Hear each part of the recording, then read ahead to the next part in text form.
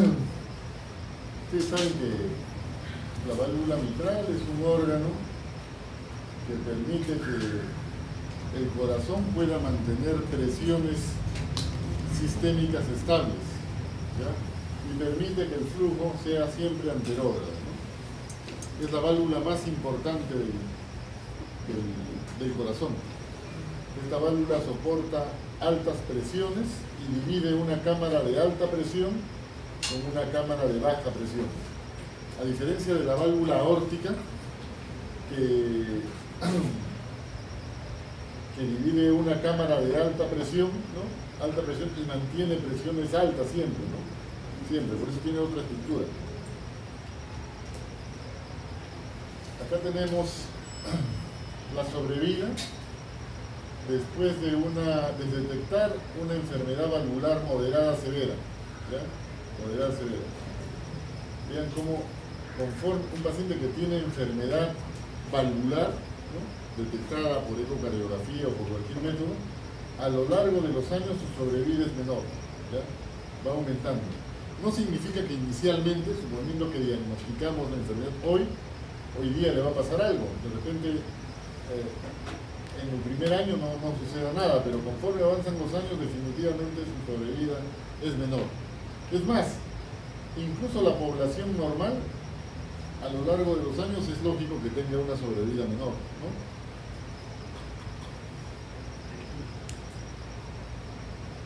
Aquí vemos, ahora sí, la prevalencia de las enfermedades según la edad, ¿no? En menores de 45 años es poco probable que encontremos la enfermedad, ¿no? La prevalencia es menor del 2%. Conforme va avanzando los años, después de los 50 años, esa prevalencia va incrementándose, ¿no? En todas las válvulas, en la válvula mitral y también en la válvula aórtica, ¿no?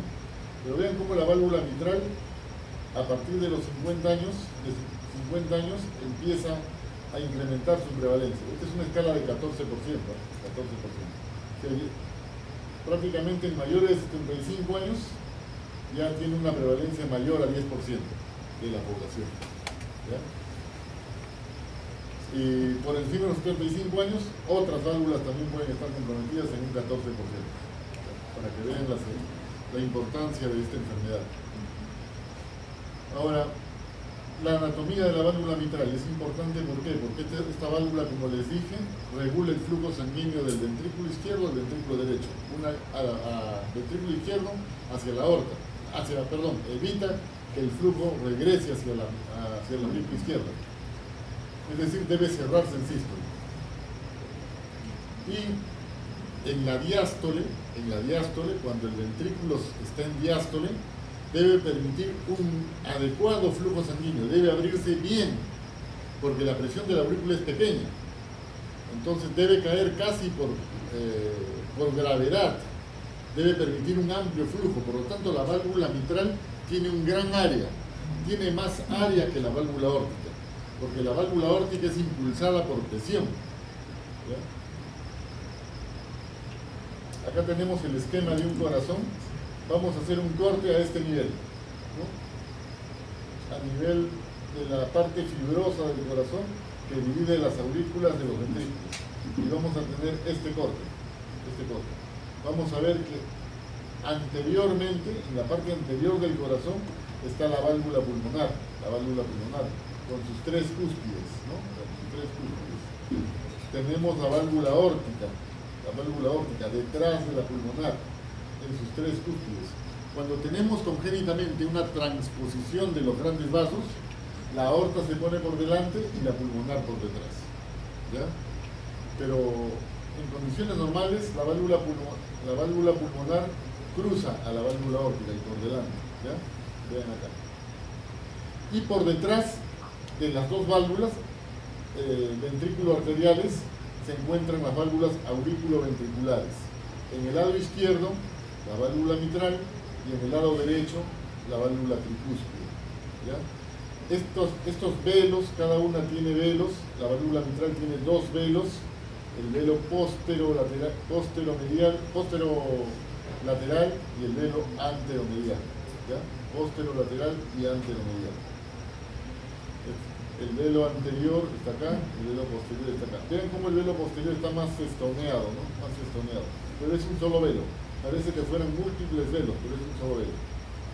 Y acá tenemos, visto desde arriba, desde la parte superior, vemos acá la válvula mitral, ¿no? Con un velo anterior más grande, y un velo posterior más pequeño, que están divididos, festoneados, ¿ya?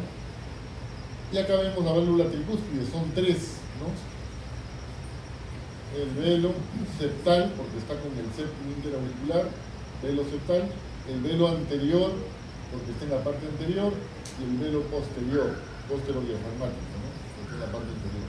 Los tres velos, septal, anterior y posterior inferior. Vemos acá esto mismo, vean cortado en una pieza anatómica, igual es lo mismo. Acá vemos las cuerdas tendíneas, el músculo papilar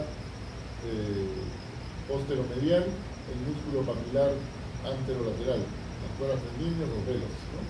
Y acá la tricúspide. Vean también, este es el gráfico de la válvula mitral, en un gráfico nada más, y acá tenemos un corte histológico verdadero, ¿no? Esta es la parte posterior, esta de acá. Esta es la parte posterior. Vean cómo cada una de estas rayitas divide en tres partes el velo posterior. Posteromedial, P1, P2 la parte intermedia y P3 la parte lateral, ¿ya? P3, P2 y P1. Y lo que está al frente, en la misma zona, se va a nombrar como A1, A2 y A3. ¿Ya? A1, A2 y A3. ¿Ya? Aunque no tiene la raya, la división, sin embargo se considera la que está frente como un velo, como una parte del velo. ¿Ya? Vean también cómo el velo anterior, este velo anterior, o lo que está acá, ocupa 2/3 del orificio del anillo. 2/3 ocupa esto. El velo anterior es más grande, es más importante. Y el velo posterior solamente ocupa 1/3. Y vean cómo a los costados hay unas comisuras, así como las comisuras de los labios. Como si fuera una risa, ¿cómo se llama esa risa? Del guasón, ¿no? Como la risa del guasón. ¿Sí? Es como una risa, ¿ya? Estas son las comisuras. Los extremos son las comisuras, ¿ya? De la válvula mitral.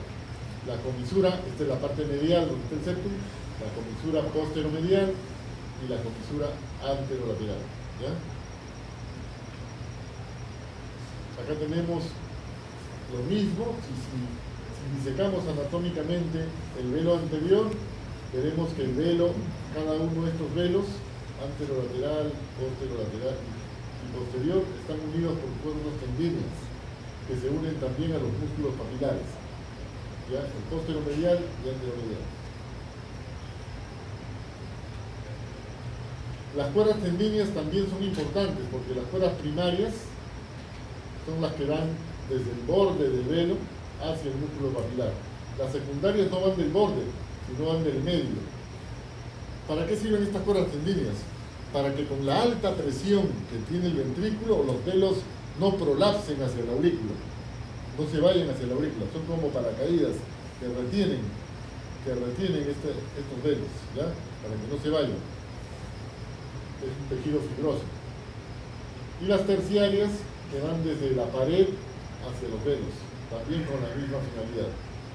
Otra cosa importante que tienen que saber en la anatomía de la válvula es que tiene una forma de D al revés, D, ¿ya? Esta parte recta de la D se llama cortina mitroaórtica.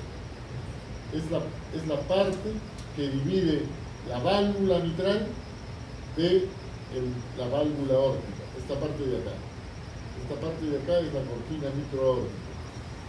Perfecto. ¿Ya? En este caso sería esta zona de acá. Esta es la aorta, esta es la válvula mitral, esta es la cortina mitroaórtica. ¿Ya? Es la forma de... ¿Y por qué es importante? Porque esta cortina mitroaórtica está formada por tejido fibroso. Y el tejido fibroso es más duro, menos distensible. Por lo tanto, cuando hay dilatación, cuando hay insuficiencia cardíaca y hay una remodelación, se remodela la parte negra, la parte que está en la forma de D. No se remodela la parte fibrosa. ¿Ya? Se remodela más esta parte. Así. Ven cómo se va remodelando, va incrementando ese diámetro. Sin embargo, la parte fibrosa, la cortina mitroaórtica, la que separa entre la aorta y la mitral, esta cortina de separación, esta parte no aumenta de tamaño. ¿Ya? Y cuando aumenta de tamaño, ¿qué pasa? Si aumenta de tamaño el anillo donde se implantan los velos, por lo tanto, es como si ampliáramos el marco de la puerta. Si ampliamos el marco de la puerta, ¿qué pasa con la hoja de la puerta? La hoja de la puerta queda muy pequeña para el marco. Igual, cuando por un efecto de remodelación y de insuficiencia cardíaca se distiende el ventrículo y se distiende, por lo tanto, el anillo mitral, los velos mitrales van a quedar cortos y va a haber una incompetencia de cierre. No se va a cerrar bien la válvula mitral, va a quedar abierta. A pesar de que las cuerdas tendinias funcionen, a pesar de que los músculos papilares funcionan, la válvula no se va a cerrar y va a haber insuficiencia. Y esto va a afectar el diagrama de Wiggers. Ya se los mencioné, me parece, en la primera clase, el diagrama de Wiggers, ¿no? El diagrama de Wiggers representa en un gráfico, esto es el fonocardiograma, que es como ponerle un micrófono encima del corazón que detecta los soplos y los ruidos cardíacos. ¿Ya? Primer ruido, segundo ruido, tercer ruido, primer ruido, segundo ruido. ¿Ya? Si es un soplo, también se ve acá una oscilación de alta frecuencia. Y esto lo ponemos en un gráfico junto con el electrocardiograma. De tal manera que el primer ruido coincide con el inicio del QRS. ¿No? Y el segundo ruido coincide con el final de la onda T. O sea, entre el primero y el segundo está la sístole. ¿Ya? El tercer ruido ocurre cuando se abre la válvula mitral y se dice que la entrada, el ingreso de sangre al ventrículo vacío causa el tercer ruido. Es por eso que esa entrada es más intensa en una insuficiencia cardíaca y obtenemos el ritmo de galope o tercer ruido también. ¿Ya? Que es en el momento en que se llena el ventrículo, ¿no? Después del cierre valvular mitral. ¿Ya? Acá es en el cierre, el segundo ruido se produce por el cierre ¿de qué? De la válvula aórtica. ¿Y en qué momento se cierra la válvula aórtica? Se cierra cuando la presión de la aorta cae, la presión del ventrículo que está en azul cae por debajo de la presión de la aorta. En ese momento se cierra la válvula aórtica y ocurre el periodo de relajación isovolumétrica hasta que se abre la válvula mitral, empieza el llenado mitral y ahí ocurre el tercer ruido. ¿Ya? El cuarto ruido ocurre en el momento de la contracción auricular. ¿Ya? Sístole ventricular, diástole ventricular. Vean cómo las presiones en la aurícula izquierda son pequeñas en amarillo, ¿no? Similares a la presión diastólica del ventrículo. En sístole no, en sístole hay una gran diferencia. Esta gran diferencia de presiones podría hacer que la válvula mitral prolapse por la alta presión que ocurre. Mira, presión del ventrículo izquierdo 120, presión de la aurícula alrededor de 10. Esa gran diferencia de presión podría hacer que las hojas de la válvula mitral prolapsen hacia la aurícula izquierda, pero las cuerdas tendinias lo impiden. Entonces, para que la válvula funcione bien, tiene que haber una integridad de todo el aparato valvular. Y el aparato valvular está conformado por los velos, anterior, posterior, las cuerdas tendinias, primarias, secundarias y terciarias, los músculos papilares, el miocardio, el ventrículo que aloja a los músculos papilares y el anillo mitral. ¿Ya? Si alguno de esos factores no funciona bien, entonces ocurre una insuficiencia valvular. Acá más gráficamente vemos cuando la válvula mitral se abre, aquí, apertura de la válvula mitral, ocurre un llenado ventricular, aquí puede ocurrir el tercer ruido por el llenado ventricular, ¿no? Luego se contrae el ventrículo, cuando ya se llenó el ventrículo, se contrae el ventrículo, la presión del ventrículo se incrementa en azul, supera la presión de la válvula aórtica, se abre la válvula aórtica, como vemos acá, se abre la válvula aórtica y ocurre el periodo eyectivo. Antes de que se abra la válvula aórtica y el inicio de la contracción ventricular, ocurre el periodo de contracción isovolumétrica. Se contrae, pero como las dos válvulas están cerradas, el volumen del ventrículo no varía. El volumen del ventrículo no varía porque las dos válvulas están cerradas. Este periodo se llama de contracción isovolumétrica. Este es el periodo eyectivo y luego viene el periodo de relajación isovolumétrica.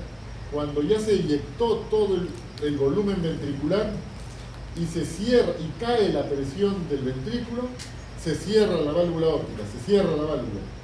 ¿Para qué? Para que en la aorta se mantenga presiones diastólicas de 60, 70 milímetros de mercurio. ¿Ya? Y ocurre la presión, la relajación isovolumétrica, cae la presión del ventrículo, inclusive puede caer por debajo de cero, succionando la presión, el volumen de la aurícula izquierda, y ocurre la relajación isovolumétrica. Vean acá cuál es la etiología de la patología valvular. Veamos acá. Esto ha variado a lo largo de los años. Desde los años 90 hasta los años... Este gráfico está hasta el 2017. Vean cómo la valvulopatía reumática ha ido disminuyendo a lo largo de los años. ¿Y a qué se debe esa disminución de la valvulopatía reumática? ¿A qué se debe? En semiología ya han visto. ¿Por qué la valvulopatía reumática está disminuyendo año a año? ¿Por qué? Fuerte.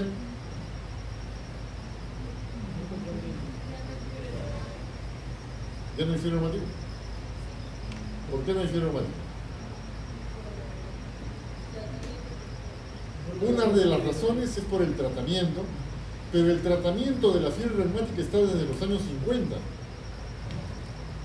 Y en otros países ha disminuido la fiebre reumática, porque el tratamiento está disponible, la penicilina.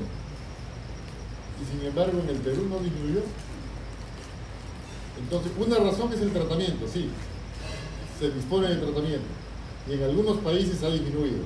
Otra razón es las condiciones económicas de la gente, también ha mejorado. Vamos a verlo después. Entonces, en estos últimos años ha disminuido, año 90, año 2017, ha disminuido la incidencia mundial de enfermedades cardiovasculares y etiología reumática. Pero otras no reumáticas no han disminuido. La valvulopatía mitral degenerativa. ¿Qué es la valvulopatía mitral degenerativa? Aquella que se produce por la edad, ¿no? La cardioesclerosis, ¿no? Que no solamente ocurre en la válvula mitral, en el aparato valvular mitral, sino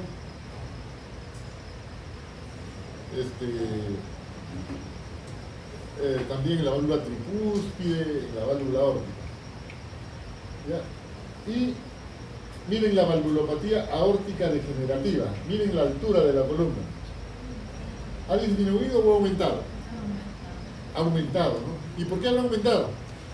Debe ser porque la gente vive más, ¿no? Debe ser porque la gente vive más. Ahora, mucha gente llega a los 90 años normal, ¿no? 80, 90.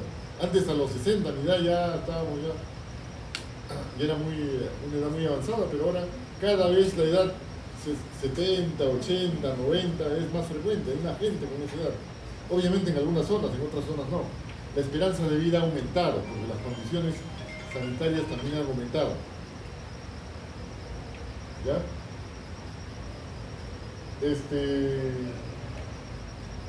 Entonces, ¿cuál es la etiología más frecuente de la valvulopatía mitral? Depende de la edad, obviamente, ¿no? Hay varias etiologías, pero la reumática es una de las más frecuentes y la incidencia se está reduciendo progresivamente en los países de mayores ingresos económicos y también en los países de menores ingresos y tienen un buen sistema de salud, ¿no? Entonces, ¿cómo se afecta la válvula mitral? Tiene básicamente tres problemas que pueden afectarlo. O bien que la válvula no se cierre bien, o que no se abra bien.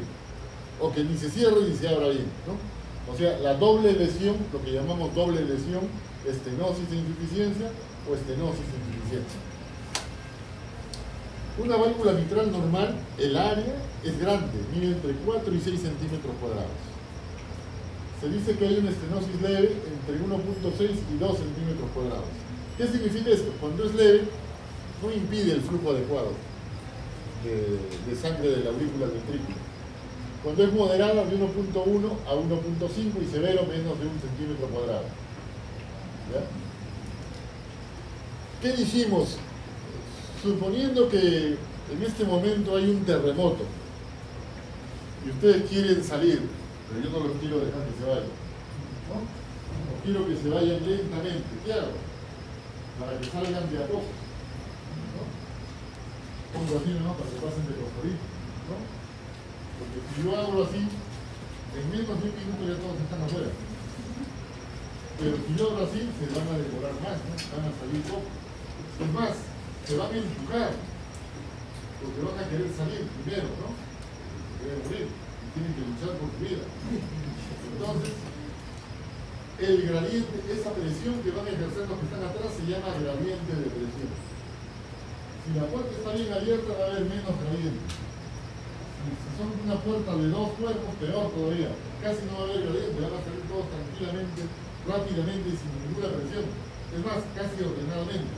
Pero conforme yo voy cerrando la puerta, van a empezar a desesperarse, van a empezar a empujarse, van a aumentar el gradiente. Lo mismo le pasa a la válvula mitral. Conforme la válvula se va volviendo más estenótica, para que el flujo sanguíneo de la aurícula al ventrículo mejore o se mantenga, se incrementa el gradiente, la diferencia de presiones entre la aurícula y el ventrículo. En condiciones normales, en diástole, la presión de la aurícula es 4, o 5, o 6, o 7, 8. Y en el ventrículo, en diástole, ¿cuál sería la presión del ventrículo? ¿Igual? Si fuera igual, no habría movimiento, ¿no? Porque siempre el flujo va de mayor presión a menor presión. Solamente si las presiones son iguales, habría éxtasis. Entonces tiene que haber una diferencia. En el ventrículo hemos dicho, inicialmente, incluso puede ser menos de 0. Podría ser menos de 0. Y hay momentos que será 0 y hay momentos que se acercan a 5, ¿no? Al final, cuando el ventrículo ya se está llenando, probablemente se iguale al de la aurícula, ¿no? Pero la presión es variable, ¿ya? Pero el promedio, el gradiente medio, es 10 milímetros de mercurio. ¿Cómo se saca la presión media? La fórmula de la presión media. 2 diastólicas más una sistólica. Entre 3, ya, muy bien. Esa es la presión media, ¿ya?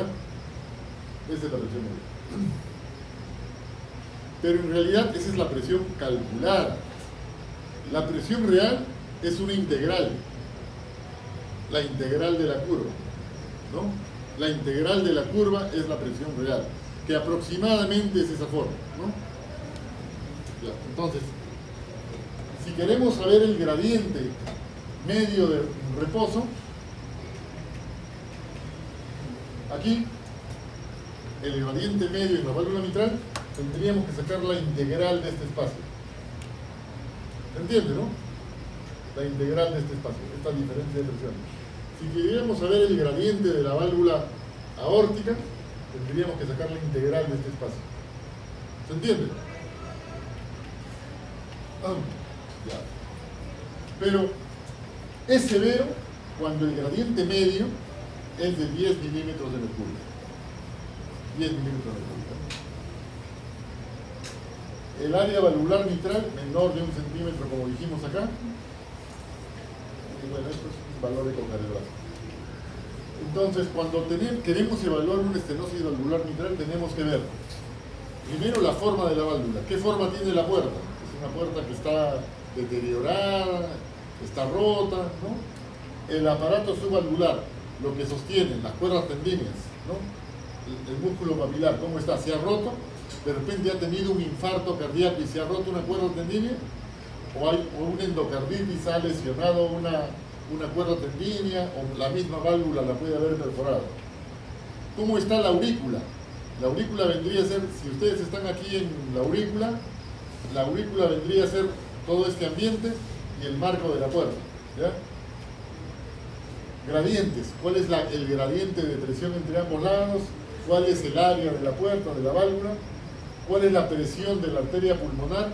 La presión de la arteria pulmonar, que no tiene nada que ver con esto, pero la presión de la arteria pulmonar es una presión retrógrada, porque si incrementamos la presión de la aurícula, se incrementa la presión de la vena pulmonar, se incrementa la presión capilar pulmonar y se incrementa la presión de la arteria pulmonar. Y también puede que en reposo, o sea, en una situación que no es de estrés, en reposo, cuando no hay un terremoto,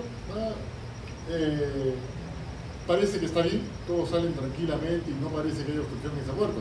Pero en una situación de estrés que haya un terremoto, obviamente se incrementan las presiones, el sistema visible, el hecho de que la puerta sea tan chica. Entonces, ¿qué etiología tenemos? Reumática, obviamente, reumática, que ya lo deben haber visto cuando hicieron semiología, no reumática, degenerativa, especialmente la degenerativa se caracteriza porque empieza por el anillo, por el marco de la puerta, ¿ya? Ahí empieza la degeneración, calcificación del anillo. Puede que el anillo esté calcificado, pero la válvula todavía esté bien, ¿ya? Radioterapia, especialmente en el cáncer de mama, ¿no? Actualmente ya la radioterapia es más dirigida. Los equipos ya direccionan exactamente para tratar solamente el tumor, pero antiguamente se daban pues en campos, ¿no? En campos, y lesionaban no solamente, causaban daño en la mama, sino en las estructuras intratorácicas. De todas maneras, a pesar de que sea dirigida, siempre hay cierto efecto en otras áreas próximas. Metabólicas como la enfermedad de depósito, enfermedad de Fabry, el carcinoide. ¿Qué es el carcinoide?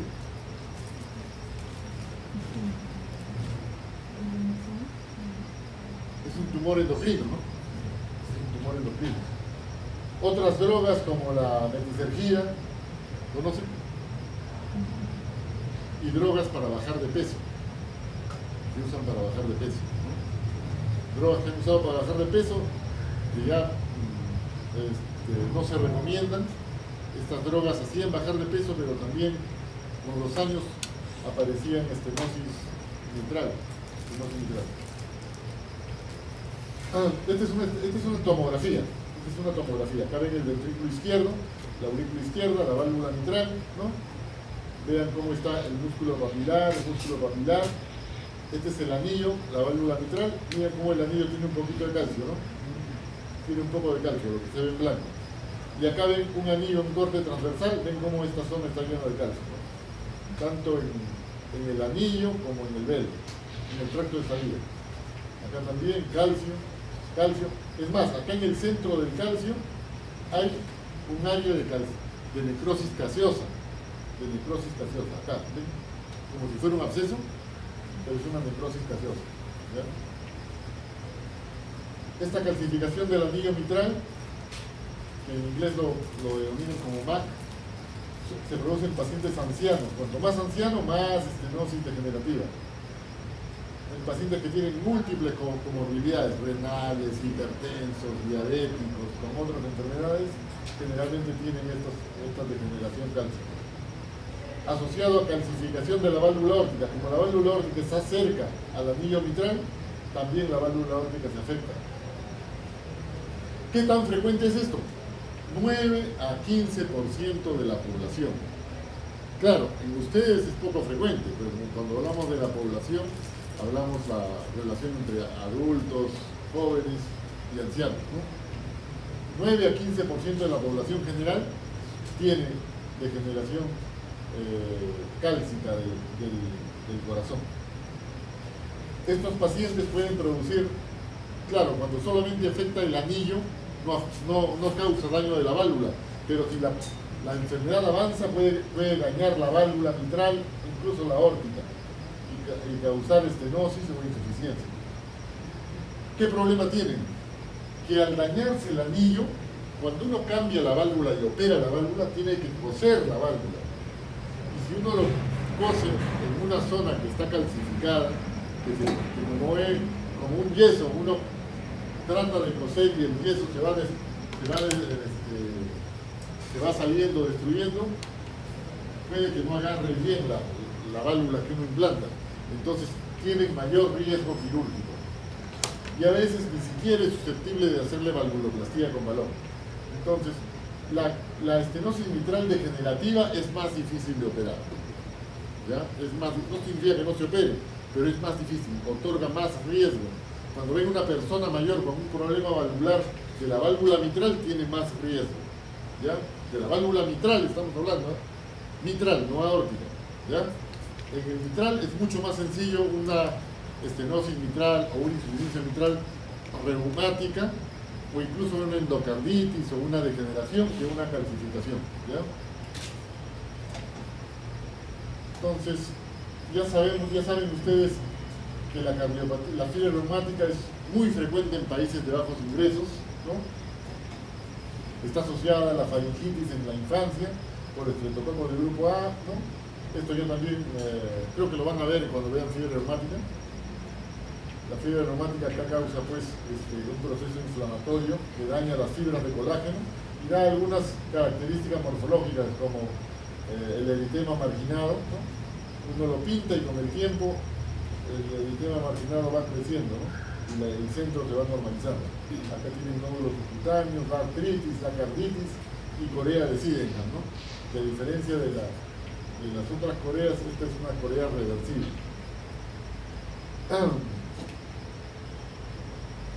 Miren la característica. Bueno, vamos a ver si tengo algún gráfico de la población. No tengo ningún gráfico de población.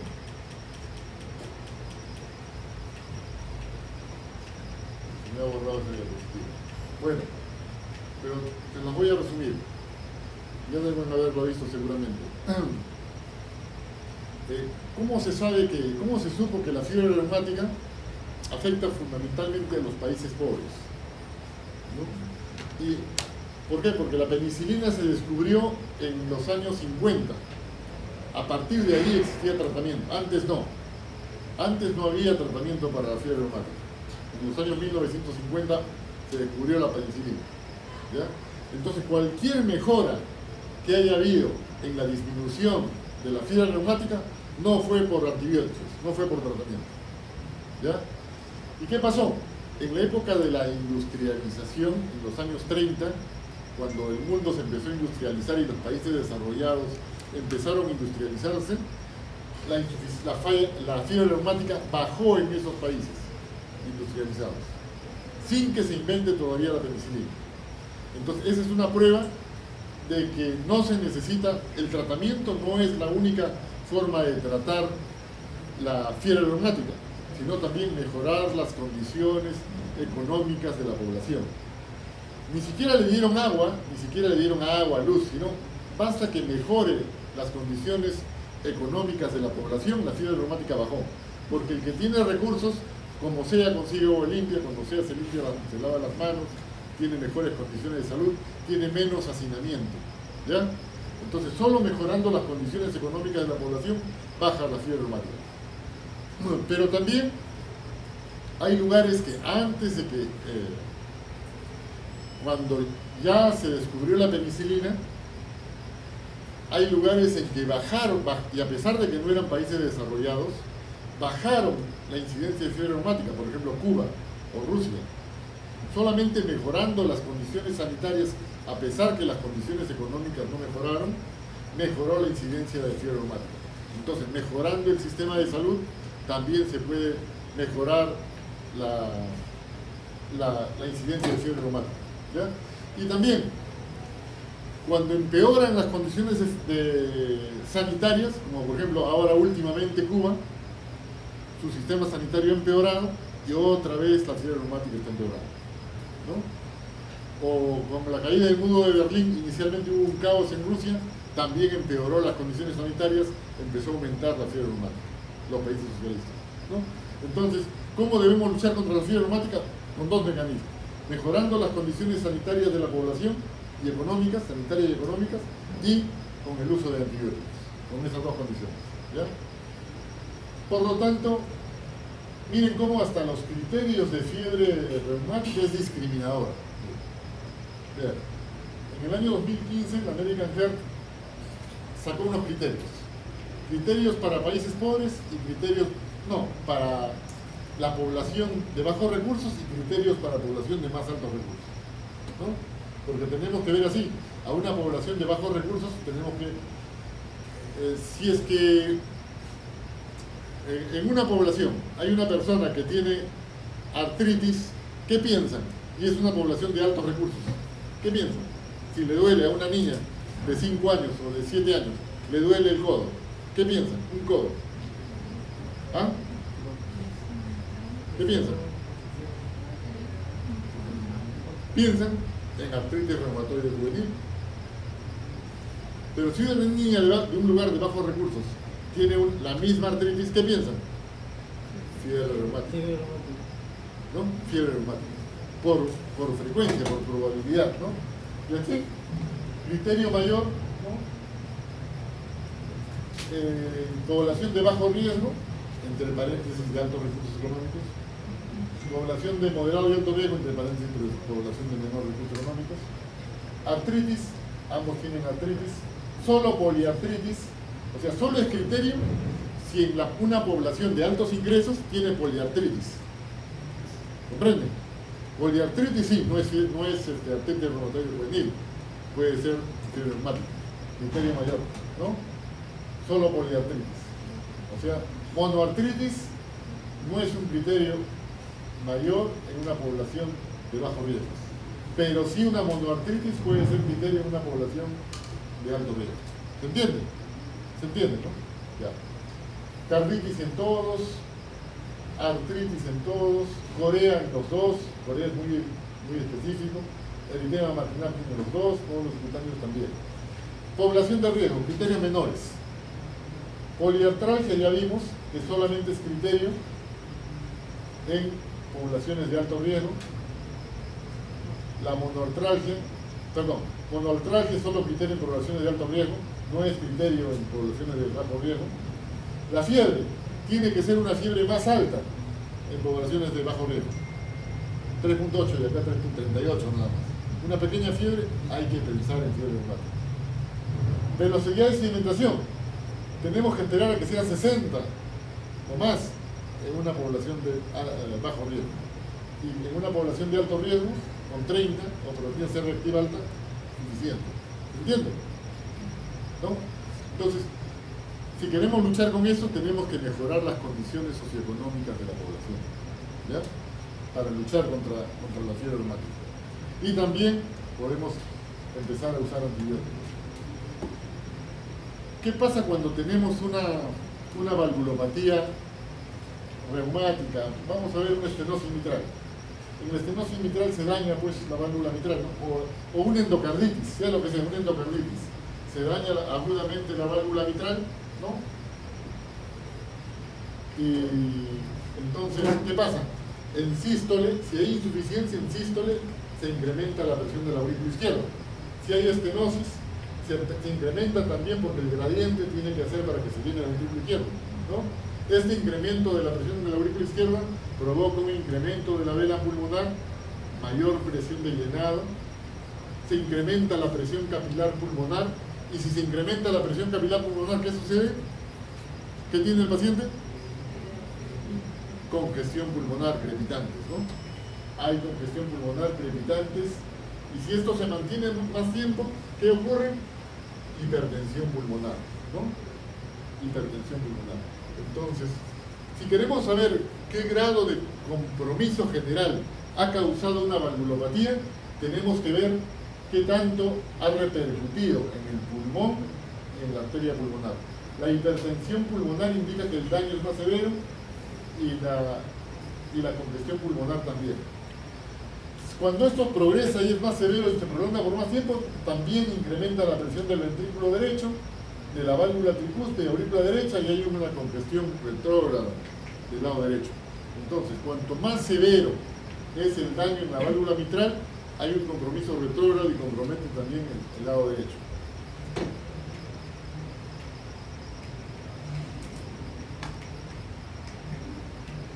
Ya.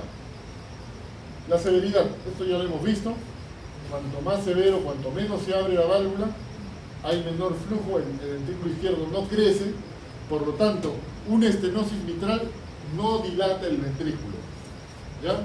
Las estenosis mitrales tienen ventrículo pequeño. ¿Ya? Pregunta examen, ¿no? Estenosis mitral, ventrículo pequeño. Una alternativa nomás, no es la respuesta. Aurícula izquierda. La aurícula izquierda crece, se incrementa para que haya flujo, ¿no? Para que aumente el gradiente. Cuanto más severa la estenosis, más incrementa la aurícula izquierda, la presión de la aurícula izquierda. Un gradiente de más de 10 indica severidad. Un área de, acá debe decir, un área menor de 1.5 más severo. Menor de 1.5 y mayor de 10. Miren, 1.5 es un número clave, ¿eh? 1.5 centímetros cuadrados. ¿Ya? ¿Y cómo se ve eso en el diagrama de Wiggers? Se ve así. Esta es la presión del ventrículo en azul. Esta es la presión de la aurícula.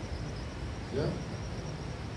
Hemos dicho que para que con una estenosis mitral, cuando se abre la válvula mitral, cuando no se abre bien la válvula mitral, para que fluya la sangre de la aurícula al ventrículo tiene que incrementarse el gradiente, ¿no?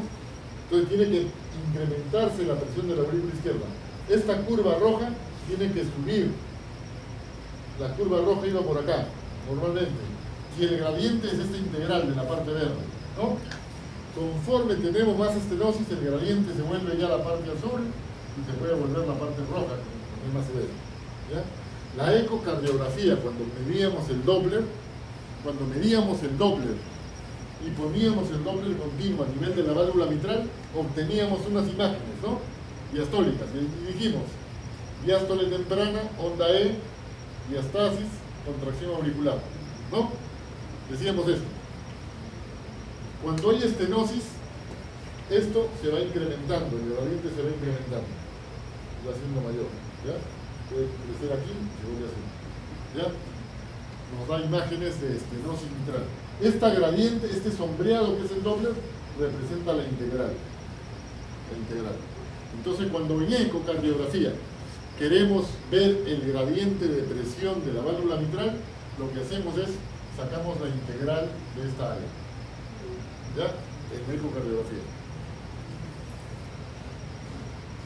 Otra característica es, a ver, ¿quién puede señalar si esta es la curva de presiones?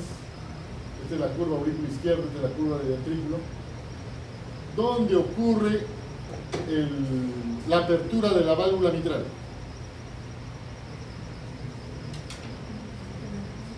Señale, ¿dónde ocurre la apertura de la válvula mitral?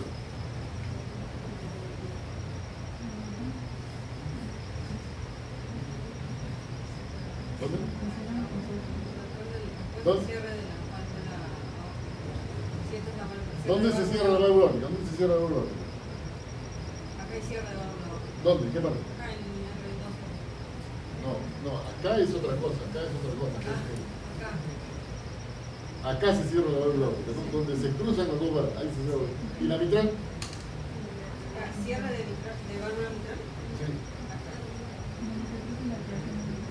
¿Y la apertura de la válvula mitral?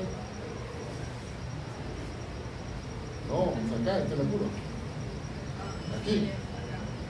Ahí se cierra la válvula mitral, ¿no? Ahí se abre, perdón, la válvula mitral. Acá se abre la válvula mitral, ¿no? Pero ¿cuándo se abre la válvula mitral aquí? Cuando no tiene estenosis. Cuando tiene estenosis, la curva es más arriba y se cierra acá. Se abre acá. Cuando es mucho más severa, se abre acá. Entonces, díganme, si este es el segundo ruido, y acá se abre, y en una estenosis hay un chasquido de apertura, ¿no? ¿Cuál de los tres chasquidos, este o este, estará más cerca del segundo ruido? El primero, ¿no? Entonces, cuanto más severo sea el grado de estenosis mitral, la separación entre el segundo ruido y el chasquido de apertura será más amplia o más corta. Más corta, ¿no? Entonces, si ustedes escuchan tum, tra, ¿no? Tum, tra, ese tra indica el segundo ruido más el chasquido de apertura. Tum, tra, ¿no? Ese trum, tra, cuanto más severo se va a convertir en un tum, el tra ya no va a ser tra, sino ta, porque se van a juntar el segundo ruido con el chasquido de apertura. Cuanto más severo, se va a oír como un solo ruido. Tum, ta, así, ¿se entiende? Cuando escuchan el tra, significa que está bien separado. ¿Ya? Así lo van a escuchar. Así, separado. ¿Ya? Otra cosa importante para que gradúen el tratamiento del paciente, porque esto ya lo han visto en semiología, pero ahora tenemos que ver el tratamiento. Entonces, ya hemos hablado algo de eso. Si nosotros queremos, obviamente tenemos que operar al paciente y cambiarle la válvula, ¿no? Pero por lo pronto eso toma un tiempo.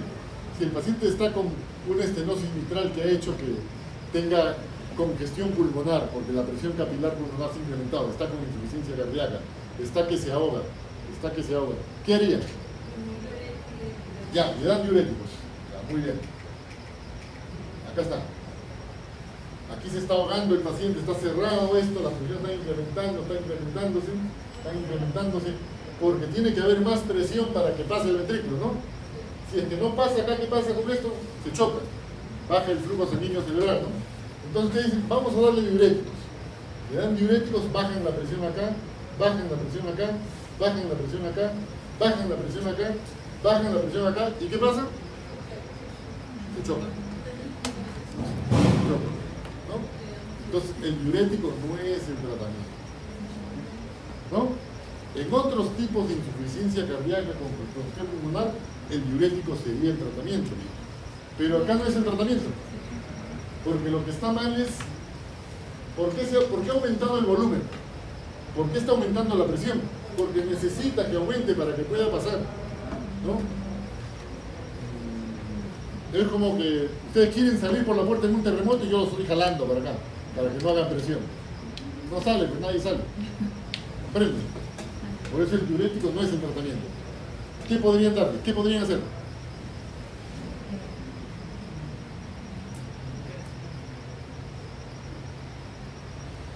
¿Alguna idea? Imaginemos, siempre imaginemos con la puerta. Yo les digo, si el que no sale en 5 minutos, lo sale. Entonces ustedes vienen para acá, yo no sé, a veces salen al toque, ¿no? Pero yo, como estoy haciendo trampa, hago esto.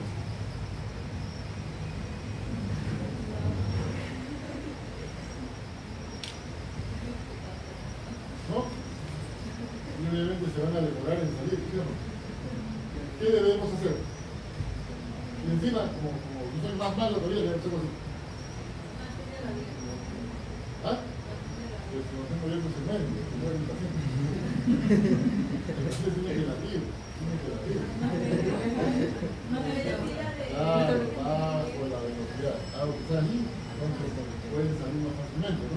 Entonces, ¿qué harían en este paciente? Bajan la frecuencia cardíaca. Entonces, si ustedes bajan la frecuencia cardíaca, este paciente, la válvula va a estar más tiempo abierta. Entonces, en un paciente que tenga insuficiencia cardíaca por estenosis mitral y solo por estenosis mitral, el tratamiento es bajar la frecuencia. Si ya antes de que ustedes lleguen, alguien que no sabía les dio diuréticos, y ya está chocado, antes de que muera llegaron ustedes, poco antes, ustedes están a punto de darle el puntillazo final. ¿Qué hacen? Está hipotenso, está chocado y está con una frecuencia de 150. ¿Qué hacen? ¿Diuréticos? ¿Ah? Pero ¿cómo le vas a dar beta-bloqueante a un paciente con usted? Con shock cardiogénico, no puede ser, estás loco. Así le dicen. ¿Qué hacen ustedes? ¿Ah? ¿Cómo si está en edema de pulmón y le das agua encima? ¿De dónde vienen? ¿Ah? Adrenalina, para que se cierre más la válvula. Claro, tienen que bajarle la frecuencia como dé lugar. A como dé lugar. Ese criterio de que si está hipotenso no le dan un fármaco inotropo negativo, no vale. No vale. Porque lo que quieren ustedes, la única forma de que este ventrículo mejore, o sea, no es que le sobre agua, al ventrículo le falta agua. Le sobra agua acá. Este agua tiene que pasar al ventrículo. Tenemos que bajarle la frecuencia como dé lugar. ¿Ya? Vean este cuadro. Acá tenemos un paciente con... el círculo es más grande, indica que hay es el flujo, el círculo es flujo. Esta es la frecuencia cardíaca, 50, 100, 150, 200, 250, y este es el tiempo de llenado diastólico del ventrículo izquierdo. ¿Ya? ¿Qué significa? Que cuando ustedes bajan la frecuencia cardíaca, el tiempo de llenado se va incrementando. ¿Sí o no? ¿Se entiende, no? A menor frecuencia cardíaca, el tiempo de llenado se incrementa. Tiempo de llenado del ventrículo, tiempo de vaciado de la aurícula, ¿no? Entonces, tienen que bajar la frecuencia cardíaca. ¿Hasta cuánto? ¿Hasta cuánto le bajaría? Según eso. Está en 170 acá. Todo lo que puedan, ¿no? Todo lo que puedan. Van bajando poco a poco, van bajando. Obviamente lo ideal es 50. Al principio no van a llegar a 50. Porque es difícil bajarlo. No es como bajar el reloj o modificar se pueden pasar. Tienen que hacerlo con cuidado, ¿no? Primero, de 150 que bajen a 100 ya hay un gran salto, ¿eh? ¿Se dan cuenta? Un gran salto. Aunque bajen a 100, a menos de 100, y poco a poco van bajando. Ven cómo está mejorando, la presión va mejorando, el ventrículo está llenándose, hay mejor presión, ya van tomando valor y le van dando más medicamentos, ¿no? Y los que le están viendo al costado no se asustan. ¿Ya? Y acá, otro gráfico. Frecuencia cardíaca con gradiente medio. Con gradiente, ¿no? La presión que ejerce la aurícula, la diferencia de presión para que pueda pasar, ¿no? En una estenosis severa, vean cómo con 160 el gradiente es de 30. Dijimos que con 10 es severo, ¿no? Con 10 es severo. Está en 30, 3 veces el gradiente, ¿no? 30 milímetros de mercurio, aquí, con 160, 140. Y recién cuando bajan la frecuencia por debajo de 100, recién empieza a bajar a un gradiente de 15, ¿no? Frecuencia de 60. ¿Entienden? Cuando es moderada también, cuando es leve también. Entonces, cuando bajando la frecuencia cardíaca, baja el gradiente y aumenta el tiempo de llenado, ¿no? Conclusión. Los pacientes con estenosis mitral mejoran el gradiente transvalvular reduciendo la frecuencia cardíaca. ¿Ya? A mayor frecuencia cardíaca, el tiempo diastólico se acorta. Cuanto más se ve la estenosis mitral, mayor el gradiente entre la aurícula izquierda y el ventrículo izquierdo. La estenosis mitral aumenta la resistencia al vaciado auricular. ¿Se entiende, no? Ya. El llenado ventricular izquierdo se produce en diástole. Acá está. Vean la sonrisa del guasón. Miren. Está fusionado acá. Hay fusión de las comisuras. La inflamación, cuando vean fusión comisural, digan fiebre reumática, carditis reumática, valvulopatía reumática, fusión comisural. ¿Ya? En eco, esto se ve en anatomía patológica. En eco se ve así. En lugar de ver hasta arriba, así, se ve como fusionado, como una boca de pescado. El signo de la boca de pescado, por ecocardiografía. Engrosamiento de los velos, acortamiento, fusión de cuerdas femeninas. Engrosamiento y calcificación de los velos. Acá ven cómo hay un velo, ¿no? Velo engrosado, que no se abre muy bien. Hasta la boca de pescado, podemos decir. ¿Ya? ¿Cómo se presenta el paciente con estenosis mitral? Disnea, autopnea, edema pulmonar, fibrilación auricular, hemoptisis, fenómenos embólicos, infección respiratoria, endocarditis, signos de hipertensión pulmonar. ¿Ven cómo, conociendo la fisiopatología, el tratamiento ya casi es sentido común? El resto ya es medicina basada en la evidencia. Probar que verdaderamente funciona, ¿no? Pero el sentido común tiene que primar, ¿no? La fisiopatología, ¿ya? Disnea de esfuerzo que progresa al reposo. Esto es obvio porque se está cerrando la válvula mitral y cada vez que le hacemos un esfuerzo que camina es como un estrés, ¿no? El estrés del terremoto. Ortopnea, disnea paroxística nocturna es un signo de insuficiencia cardíaca.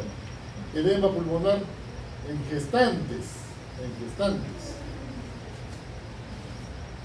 Una gestante que se supone que es joven, ¿no? Difícil que encontremos una gestante de edad avanzada, ¿no? Gestante joven. Una mujer gestante joven en edema agudo de pulmón, ¿qué piensan? Pueden ser muchas causas, pero lo más probable es que sea una estenosis mitral, ¿ya? Siempre y cuando esté en fibrilación auricular. Gestante con fibrilación auricular, que antes parecía sana, pensar estenosis mitral. Puede ser estenosis mitral. Y de repente toman una placa de tórax, obviamente, para saber, porque podría ser una miocardiopatía dilatada también. Y si le dan un beta bloqueador o un calcio antagonista, la empeoran, obviamente, porque no es una estenosis mitral. No están seguros. En ese caso, ¿cómo hacen? La clínica. ¿Cómo sabrían que es una estenosis mitral? A ver. Clínicamente, no tienen eco, están en su centro de salud. ¿Cómo hacen? El soplo de estenosis mitral, dudo que ustedes lo escuchen. Porque es un retumbo. ¿Me escuchan? Ustedes solo escuchan son los históricos, ¿no? Difícil, ¿no? Difícil. De repente, si están en un lugar alejado donde no hay ruido, de repente escuchan el retumbo diastólico, ¿no? Pero el retumbo se confunde con este ruido de acá. Ese... así es el tono. Pasa como el ruido, como un zumbido de oídos. ¿Entienden? Difícil que lo escuchen. Pero sí. El frémito. Produce frémito, ¿no? Produce frémito. Una placa de tórax, cardiomegalia, ¿no? Congestión pulmonar. Fibrilación auricular, sospecha, ¿no? Malas condiciones higiénicas, factores de riesgo, condiciones de vida. Fibrilación auricular, así debuta un estenosis mitral. Hemoptisis también. Hemoptisis indica que congestión, trasulado, ¿no? Pero también puede ser una tuberculosis. Hay que tener mucho cuidado con lo que uno piensa, ¿no? Fenómenos embólicos. Sí, pues puede tener embolia, porque al tener fibrilación auricular se forman coágulos y puede haber fenómenos embólicos. Infección respiratoria. Claro, una estenosis mitral tiene más probabilidad de tener una neumonía porque hay mayor presión auricular, presión capilar venosa pulmonar y mayor riesgo. Endocarditis también. Una endocarditis es más probable en un paciente que tiene un daño estructural de la válvula, ¿no? Signos de hipertensión pulmonar, insuficiencia cardíaca derecha. Ya cuando hay falla derecha, edema de miembros inferiores, pero una gestante puede tener edema también y no necesariamente ser por estenosis mitral. Acá vean, esto es para que grafiquen lo que hablamos. En una persona normal, presión de aorta, en blanco de ventrículo, en amarillo de la aurícula izquierda, con las ondas A, C y B. Una estenosis mitral, la presión se incrementa. El gradiente se incrementa. Este área es el área de gradiente transmitral promedio. ¿Ya? Es el área. El retumbo diastólico se produce por este área. Casi uniforme. Retumbo diastólico. Acá se produce el chasquido de apertura, muy cerca al segundo ruido, porque esto está más lejos, acá está más cerca. El chasquido de apertura se acerca, un retumbo diastólico, un frémito. ¿Ya? A veces lo que más se escucha es el chasquido. El chasquido es que es fuerte, ¿no? Un segundo ruido desdoblado o un segundo ruido único, intenso. ¿Ya? A veces funciona la fase, pero esto también podría tener un lupus, también podría ser así, entonces no podemos definirlo, ¿no? La vibración diastólica apical, esa vibración, ese frémito es diastólico o sistólico. Diastólico, ¿no? Porque el soplo es diastólico, ¿ya?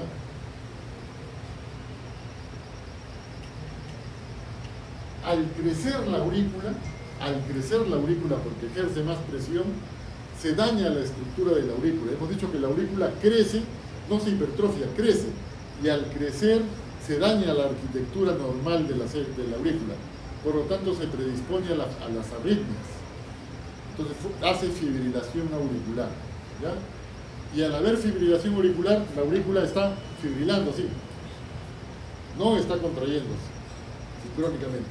Todas las células no se contraen así, no se contraen así, fibrilan, cada uno por su cuenta, ¿no? Por lo tanto, al fibrilar ya no se contrae la aurícula uniformemente y ya no hay onda A. Esta onda A se produce solo en ritmo sinusal, cuando se contrae. Cuando hay fibrilación, esta onda ni siquiera se ve, ¿ya? La onda A no se ve, desaparece la onda A. Entonces, la ausencia de onda A es fibrilación auricular, ¿no? Acá tenemos primer ruido, segundo ruido, chasquido de apertura, retumbo diastólico, y cuando se contrae la aurícula, es decir, cuando está en ritmo sinusal, la contracción auricular aumenta el gradiente, hay un retumbo diastólico final, y es el retumbo presistólico, ¿ya? O refuerzo presistólico, ¿ya? Este es el gráfico de cómo se ausculta la estenosis mitral. Cuando esto se acerca, es más severo. ¿Dónde escuchamos el soplo de estenosis mitral? ¿Cómo lo escuchamos mejor? ¿En inspiración o en expiración? ¿Ah? Levanten la mano derecha los que digan inspiración y la izquierda los que dicen expiración. Inspiración la mano derecha, expiración la mano izquierda.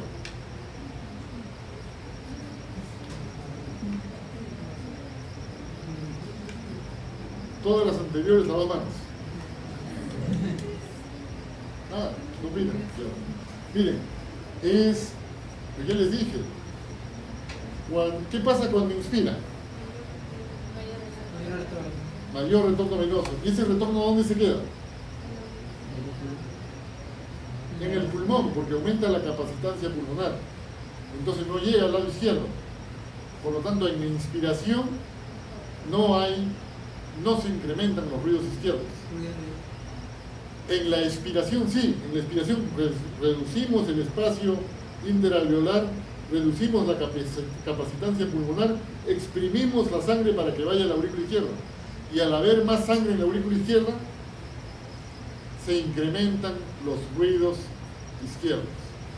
Entonces la respuesta es la mano derecha, ¿no? O la izquierda. Izquierda. Bien, acá lo mismo, apertura de la válvula mitral, ¿no? Esto ya lo hemos visto en la clase, que es una fibrilación auricular, las ondas F. Acá tenemos la onda de crecimiento auricular bimodal, crecimiento auricular izquierdo.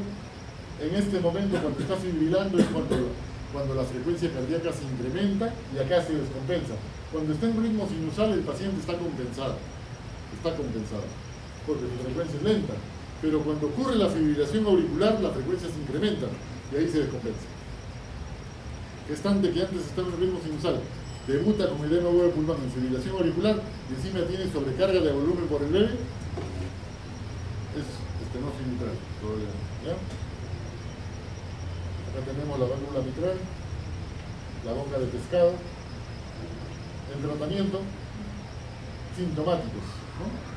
¿Qué sintomático le damos al estenosis mitral? No hay sintomático. Diuréticos.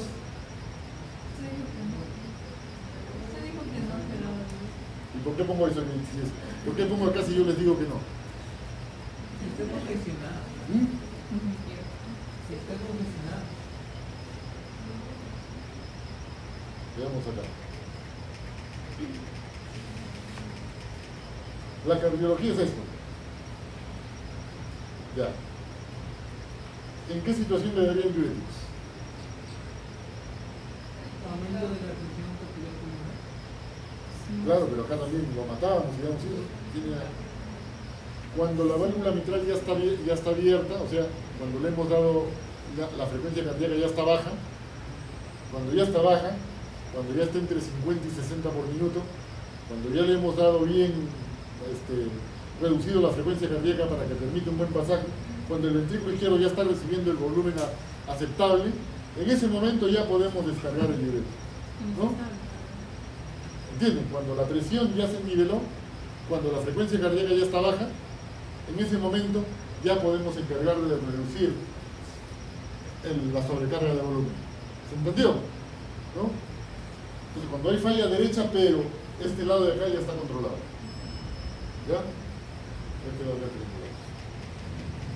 Ahí le damos diurético. O sea, hay que saber el momento en el cual tenemos que dar el diurético. ¿Ya? Cuando está con taquicardia, con frecuencia cardíaca alta, no podemos darle diurético. ¿Ya? Beta bloqueadores. ¿Qué beta bloqueador conocen? Bisoprolol, atenolol, metoprolol, bisoprolol, nebivolol, todos los que son terminan en LOL, ¿no? Ya, pero ¿qué pasa? ¿Qué presentaciones conocen de esos fármacos? Endovenoso, bioral, sublingual. Claro, la mayoría son bioral.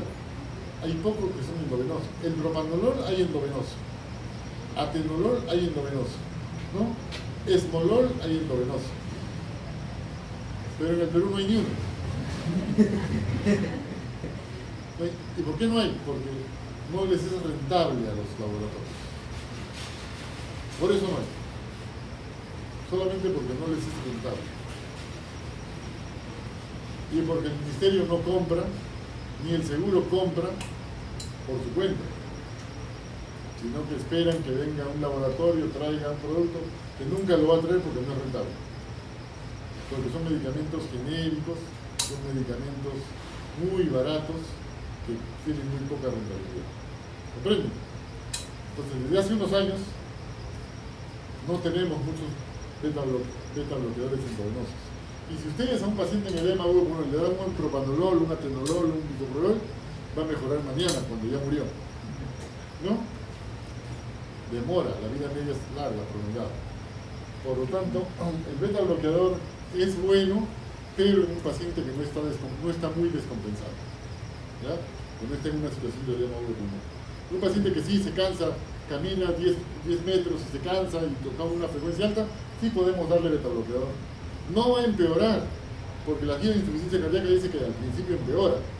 En la estenosis mitral es el único caso donde va a mejorar. ¿Ya? Va a mejorar. ¿Qué podemos darle? Calcio antagonistas.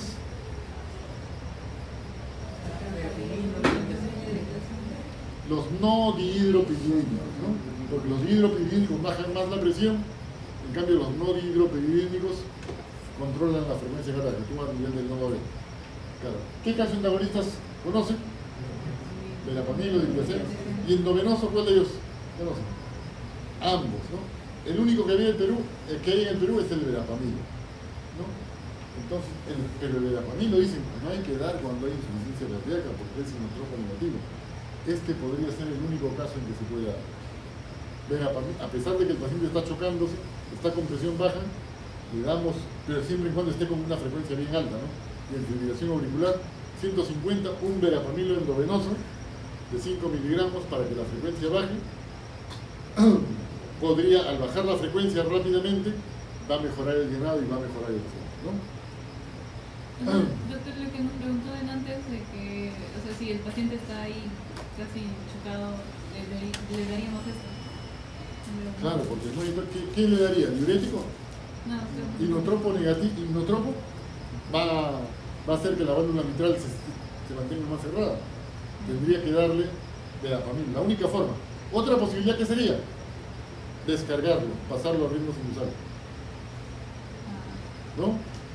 ¿Con qué riesgo? Con el riesgo de que haga embolia, por los trombos que se forman en ¿Y la nitroglicerina? la nitroglicerina, ya, la nitroglicerina, vamos a ver, la nitroglicerina.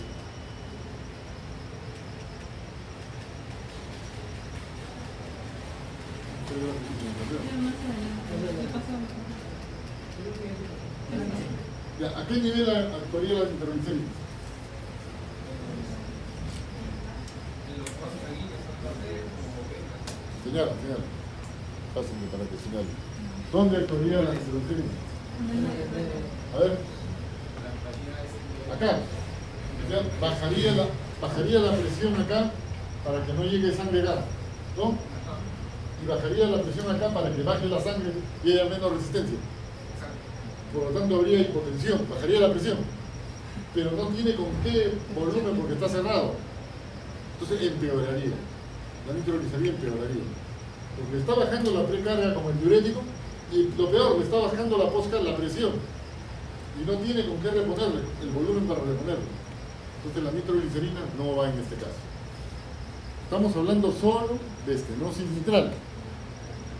Solo en estenosis mitral, porque el problema está acá. El ventrículo no tiene sobrecarga de volumen. El ventrículo no tiene ni siquiera tiene problema para la resistencia sistémica. El problema está que no le permiten al ventrículo que se llene. La resistencia la tiene el aurículo. ¿Ya? Entonces, el problema es en la puerta. Hay que prolongar el tiempo diastólico. ¿Ya? La tapa ¿me lo digo así?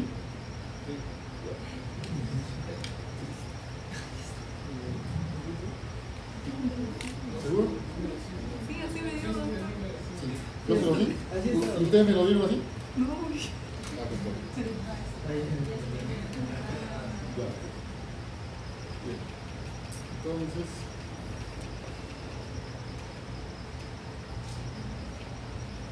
calcio antagonista no inhibir, sí, estos son en el momento agudo, ¿no? Nuestra única alternativa. Tenemos o descargarlo o darle un verapamil a pesar de que esté impotencia, ¿no? Pero hay que pensarlo bien, que verdaderamente sí no se interesa, ¿no? Digitálicos.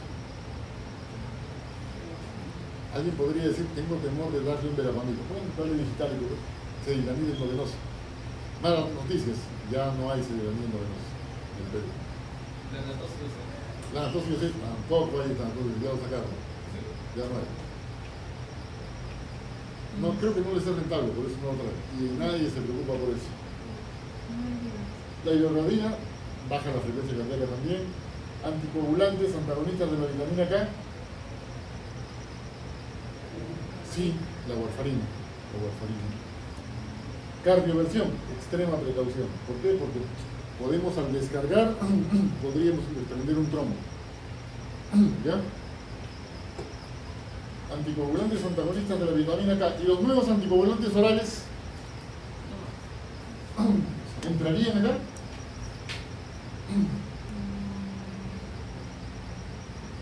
Los que no dependen de la vitamina K. Aquí estamos la cumarina, la warfarina.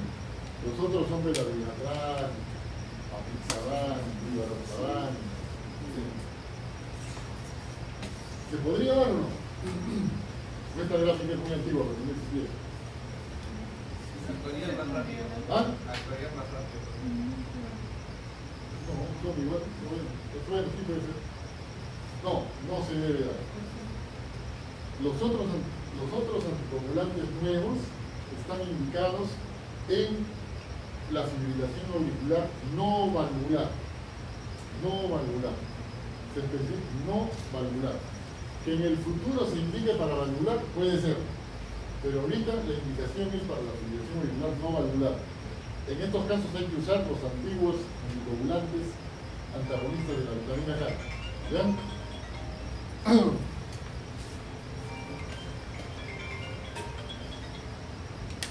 ¿Aló?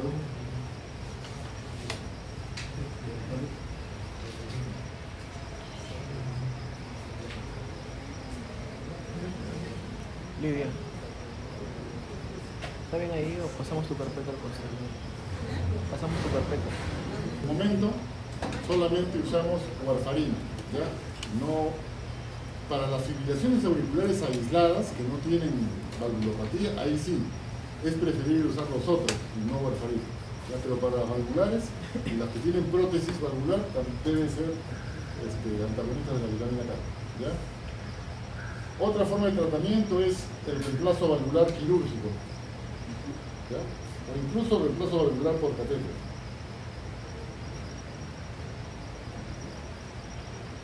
La valvuloplastía mitral percutánea también. Valvuloplastía significa, como tiene una obstrucción, la boca de pescado que vieron, ingresar por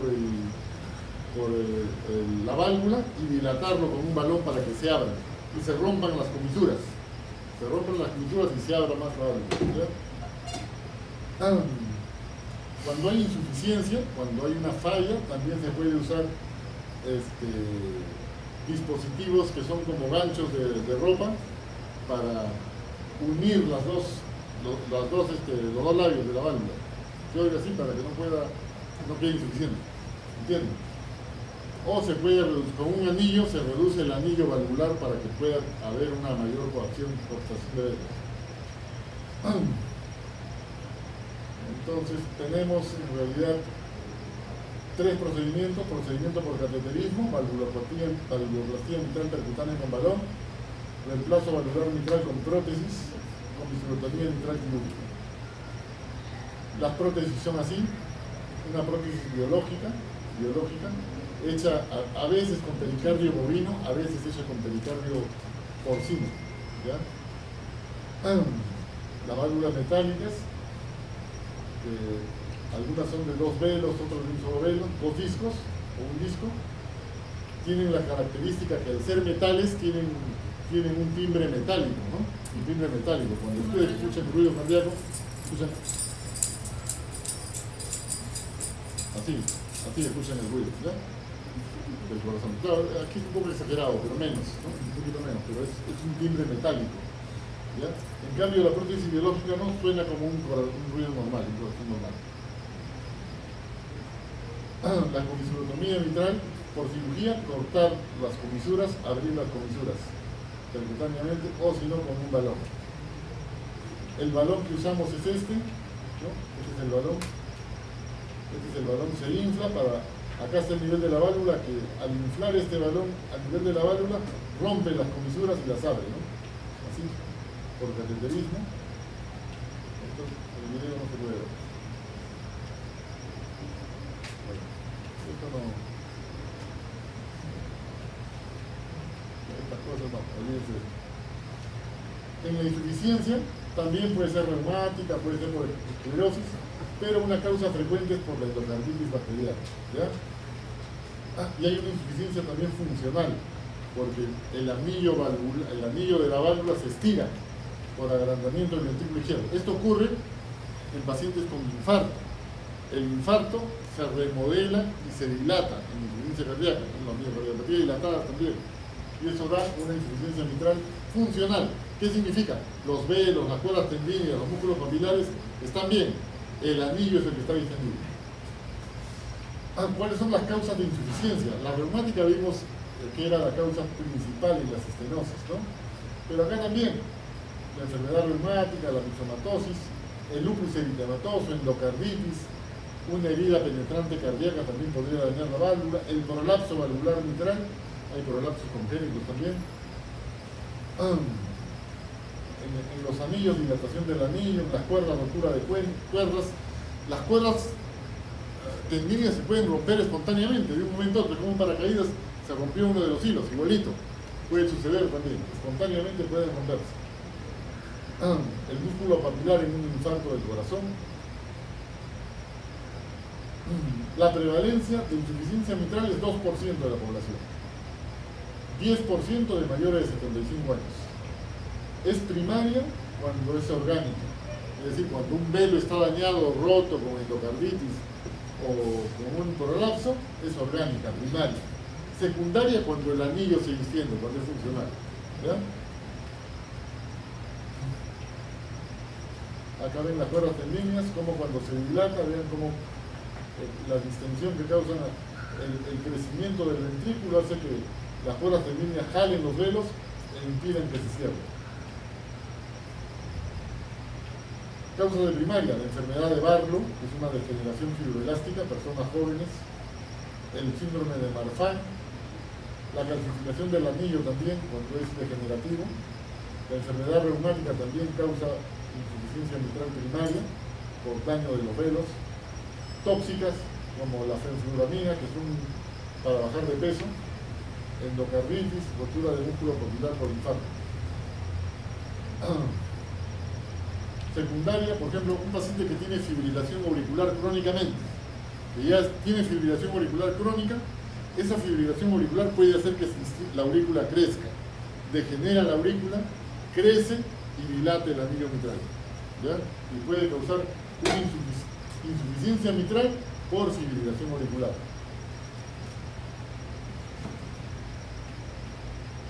Acá tenemos una placa de tórax. ¿Hay cardiomegalia o no? Sí, ¿no? Sí. Sí, hay cardiomegalia. Este es el botón aórtico. ¿Esto qué cosa es?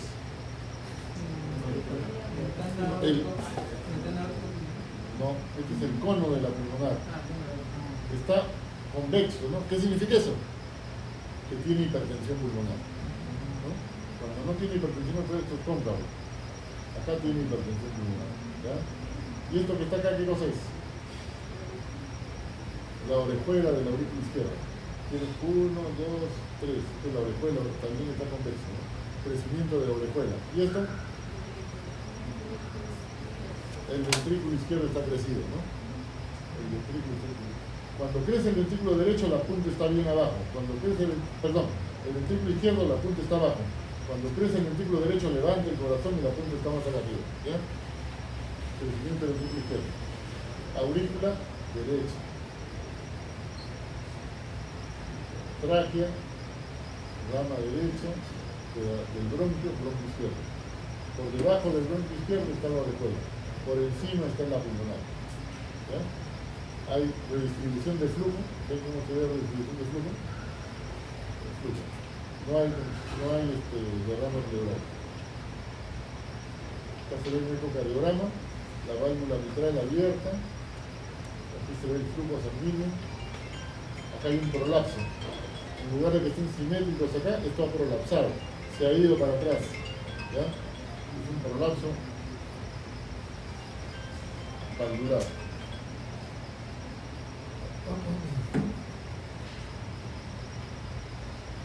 Graduación de la insuficiencia mitral, eso se hace por ecocardiografía básicamente, por el volumen recurgitante, ¿ya? Por ecocardiografía nosotros vemos acá, este es el método PISA, los gradientes, podemos calcular el orificio, el diámetro. Lamentablemente los videos no se pueden ver. Entonces cuando evaluamos la regurgitación mitral vemos la morfología, hipertrofias, gradientes, ¿ya? Vemos si hay degeneración de la válvula también, vemos si hay congestión pulmonar, incremento de la presión de la aurícula izquierda. A diferencia de la estenosis mitral, en la insuficiencia mitral el ventrículo izquierdo sí crece. Crece. ¿Por qué crece? ¿Ah? Sobrecarga de volumen, porque el volumen que regresa, por ejemplo, por las venas pulmonares, imaginemos que vienen 100 mililitros. 100 mililitros pasan de aurícula al ventrículo. Del ventrículo en sístole, 80 pasan a la aorta y 20 regresan a la aurícula, ¿no? Entonces, en el siguiente latido vendrían 100 más 20, 120. Y solamente salen 80. ¿Entienden? Por eso el ventrículo izquierdo se sobrecarga. 120 mililitros solamente bota 80 amperógrado y 10 retrógradamente, ¿ya? Y 20 retrógradamente. Acá hay un músculo papilar infartado, roto.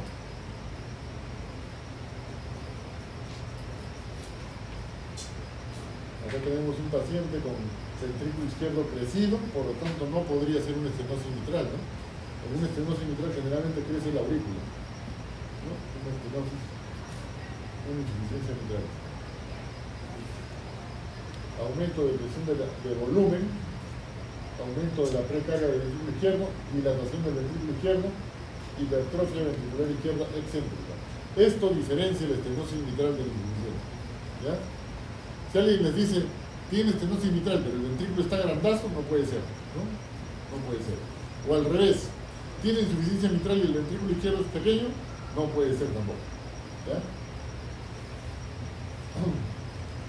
¿Qué síntomas tenemos? Palpitaciones, disney, la semiología también, es variable. Y la ocultación. En la ocultación, ¿qué vamos a ver? En la ocultación, obviamente, vamos a escuchar un soplo, pero el soplo se produce en sístole, ¿no? En sístole o en diástole. Sístole. Entonces acá está mal. ¿No? Porque acá está en diástole. ¿Eso qué significa? Está mal, ¿no? Está mal, hay que ponerlo acá. Tiene que estar en sístole, ¿no? Porque el soplo es sistólico, no es diastólico. ¿No? Acá vemos crecimiento del ventrículo izquierdo, ¿no?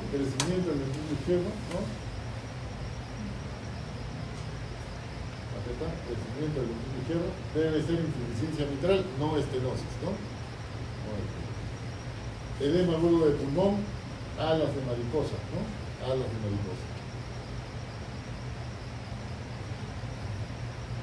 Pero en cambio cuando el ventrículo tiene tiempo de dilatarse, cuando es una insuficiencia mitral crónica, pero cuando es aguda, el ventrículo no tiene tiempo de dilatarse, solamente se congestiona en un ventrículo pequeño.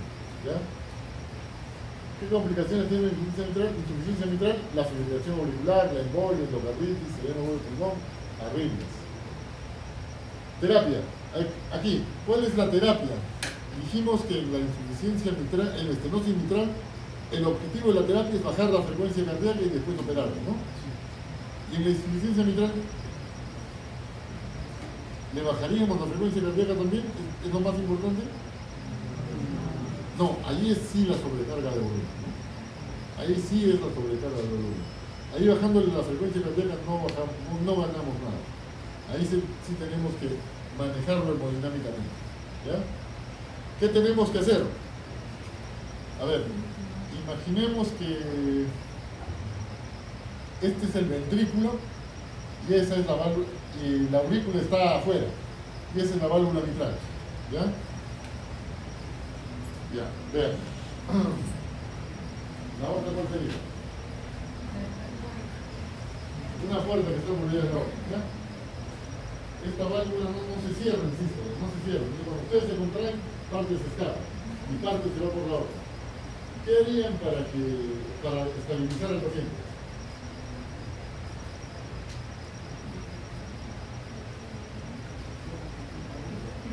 Yo les digo que el remoto, y esto lo dejo así, y la puerta de allá está cerrada. ¿Qué harían?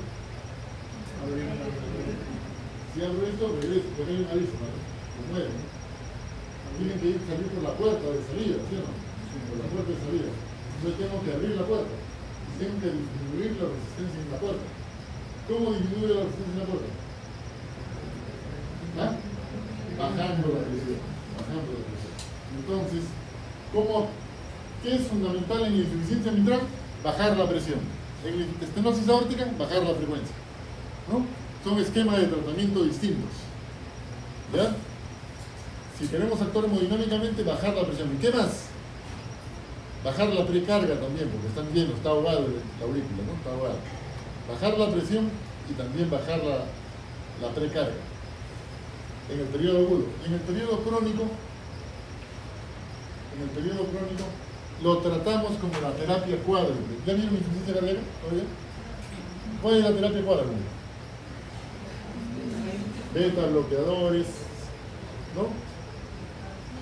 Inhibidores del sistema renina-angiotensina, antialdosterónicos, inhibidores de contraportadores de sodio y glucosa, ¿no?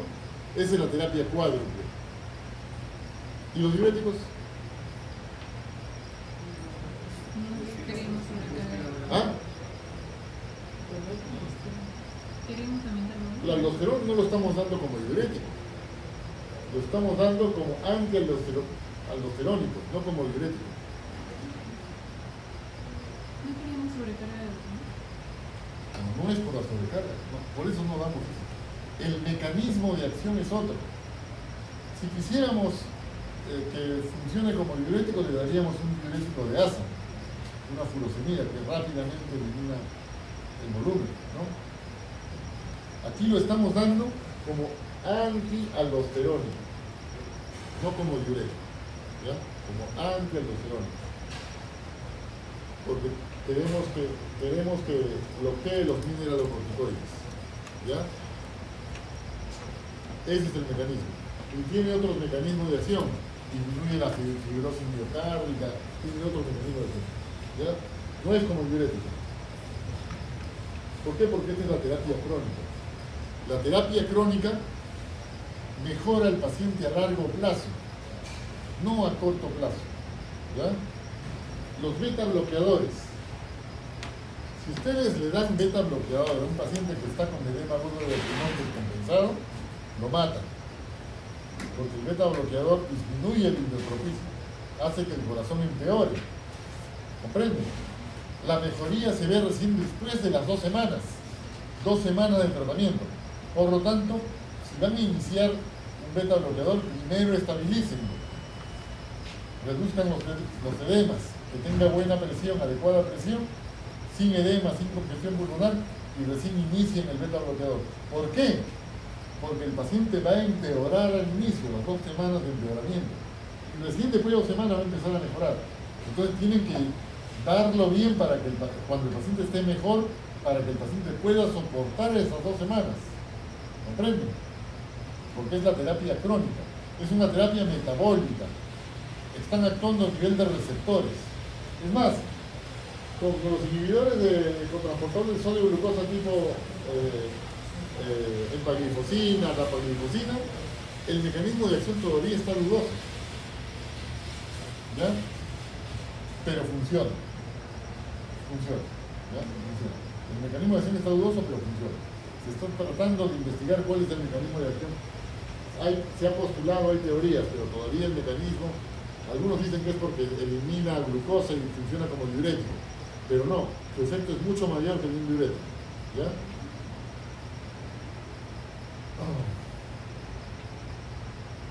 También se puede tratar en la insuficiencia mitral aguda con dispositivos, como acá tiene un balón de contrapulsación, ¿ya? El balón de contrapulsación es un dispositivo de asistencia ventricular. ¿Lo conocen? ¿Han oído hablar de él? Es el dispositivo de asistencia ventricular más antiguo. Ahora hay más modernos, incluso son como corazones artificiales, ¿no? O bombas de circulación extracorpórea. Pero el balón de contrapulsación es un dispositivo que tiene un mecanismo muy sui generis, muy bien pensado.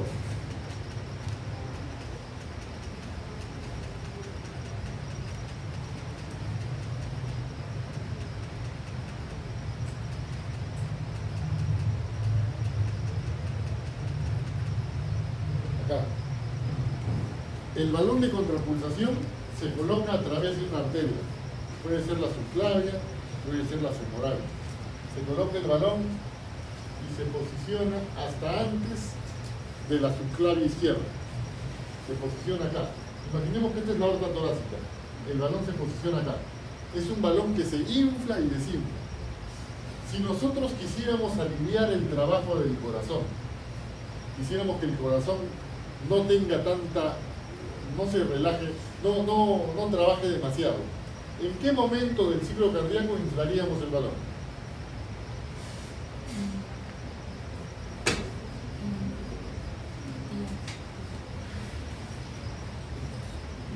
Cuando la válvula aórtica esté cerrada, ¿no?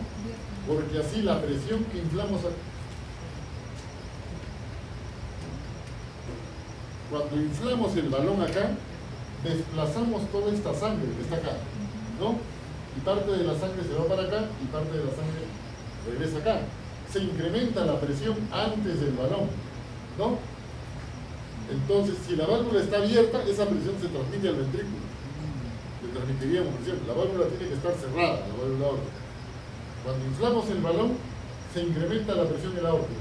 ¿Y qué hace qué de bueno tiene que incrementemos la presión en la aorta ascendente, el callado?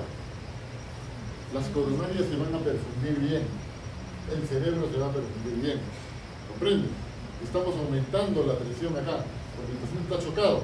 El inflar el balón acá en sístole, en diástole, hace que en diástole se incremente la presión acá, y el corazón se nutre en diástole, ¿no? Entonces, este balón de contrapulsación se infla en diástole, y se debe desinflar en sístole, porque cuando el ventrículo se contrae, expulsa la sangre. Si encuentra un balón inflado, va a tener más resistencia y va a tener más trabajo. Pero si en el momento que esté contrayéndose se desinfla el balón, eso funciona como una succión. Le disminuimos el trabajo al corazón. ¿Se comprende? Entonces, bajamos el trabajo cardíaco. Así funciona el balón de contrapulsación. ¿Ya? El balón es un dispositivo de asistencia ventricular. Aparte de corazones artificiales, toda otra cosa, pero este es un dispositivo que se puede usar fácilmente. Solo colocando un catéter y colocando la consola en posición.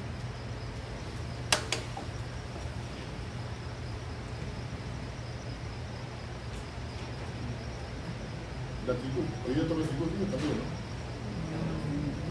¿no? No, hoy te toca psicología. Ya, a ver, la siguiente clase. Te voy a dejar que descansen 5 minutos, ¿ya? ¿Tricuspido vamos a hacer hoy? No. O sí, no. Te he dicho que no. Sí, es que en el horario dice. Ya, no, la hacemos con la otra.